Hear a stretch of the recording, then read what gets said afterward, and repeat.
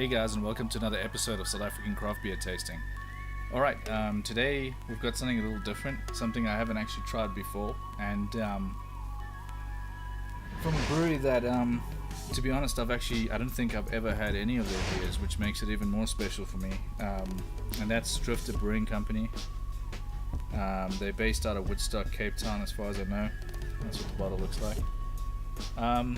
Alright, and this is their Scallywag IPA, and it says bold as the seven seas.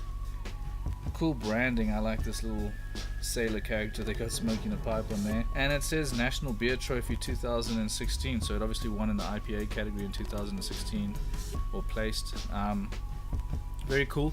And like I say, I've been wanting to taste these guys' beers. I think I'm friends with them on Twitter, or I follow them on Twitter, and I've chatted a bit here and there, I think, and but just never really got any in Joburg. And I came across this, I think it was at Bootleggers, and it's about 20 to 30 rand or something like that, and I thought, well, I have to give it a try. Let's go ahead and get it in the glass, and then we can talk about how it looks and smell and things like that. I could smell already a nice punch of hops as I started pouring, and it's quite far away from me. It's pouring a little bit too heady. Alright, let's give it a smell and then we'll get into the style.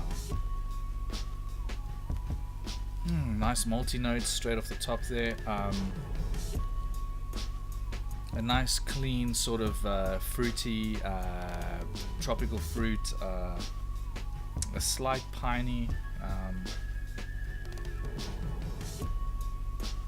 and what I'd expect from West Coast, as they say, a West Coast style IPA. It's got that, the resiny, the sort of tree ambery type smell,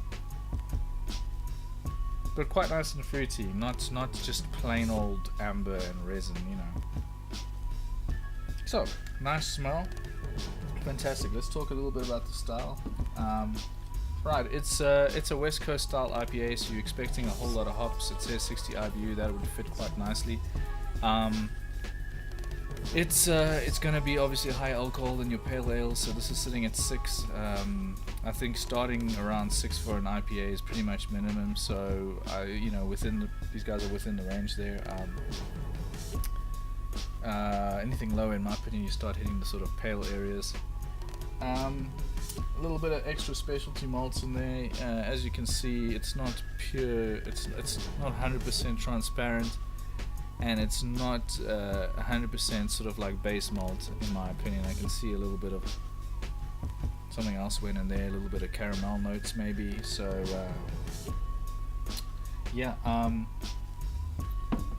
and then of course it's going to be balanced towards the hops, so you're going to get those nice American style hops, your Cascade, your Centennials, flip so many of them, all the different American styles that pretty much smell piney, resiny, and dank, and that's what I'm getting.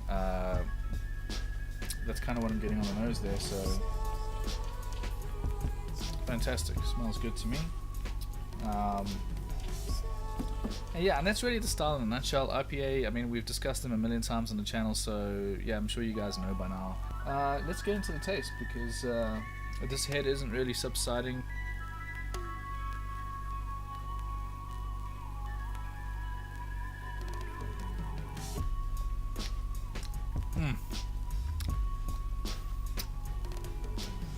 Straight off the bat there, really liking that.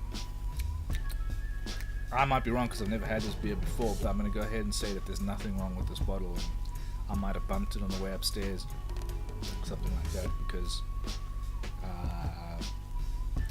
that's really, really nice tasting.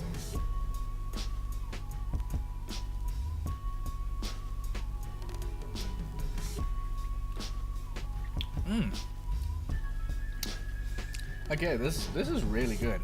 I'm not just saying, I drink a lot of IPAs. It's just that most people mostly make IPAs these days, but also because of the channel, I just go through quite a lot of IPAs, and so let me just put it this way: 2 and 10 are probably really good, like really, really good, and then the rest start falling into the more sort of lower rating areas and just don't tick all the boxes. They don't balance properly and things like that.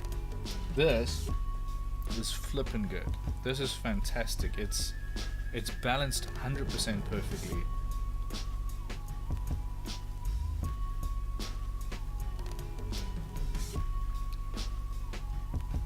Gentle malt notes and well-rounded, just not sharp like some brewers do it, where I think they're either messing up the ratios of the malts or not using good malts. Maybe that's also it. Maybe using lower quality malts. It's really an all-rounder. I'm really liking this beer. In terms of notes, a bit of pineapple, tiny touch of caramel, but again very smooth, where I'm barely picking that up. It's just so nice and smooth, malty, and then with a fair dollop of hops hitting the back of your tongue and going down. And then retronasal wise, that's where I'm picking up the pineapple and things. Malt, sweetness, and pineapple in the sort of retronasal area. Fantastic. This is a summer drinker. In terms of ratings, I'm going to go ahead and give this an easy 4.5, and that's out of 5, by the way. Yeah, when I love something, it's always a 4.5 to a 5, or between a 4 and a 5. And yeah, this is an easy 4.5. As I say, it could go all the way to a 5. So kudos to the guys at Drifter, and I'll be certain to check out the rest of your beers if I ever get the chance. Guys, yeah, please subscribe if you like my channel, and if you like this video, just hit the thumbs up button. The subscriptions really helps me understand like what's going on, guys. It really like lets me know that people are watching and things like that. So yeah, please sub if you're into YouTube and that sort of thing. And as usual, drink great beers this week, and cheers.